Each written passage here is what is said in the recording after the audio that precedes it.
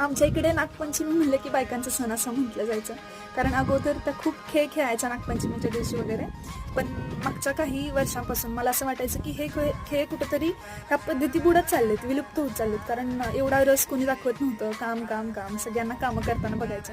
पण ह्या वर्षी आज नागपंचमीच्या दिवशी एवढे छान छान खेळ खेळत आमच्या बायका खूप खुश होत्या, आणि मला ते खूप भारी वाटलं त्यांना बघून. तुम्ही बघा त्यांनी कोणते कोणते खेळ खेळत होते.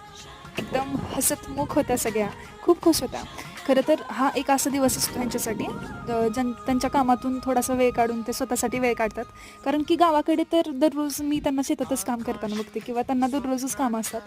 आमच्या वस्तीत एकही बाई तुम्हाला अशी घरी दिसणार नाही. सगळ्यांना शेतात कामं असतात, सगळे शेतात कामाला जातात. त्याच्यामुळे त्यांचा दिनचर्याच तशी असते, फक्त काम काम काम. मग आज त्यांना एवढं खुश बघून मला तर भरभरून आनंद झाला बाबा.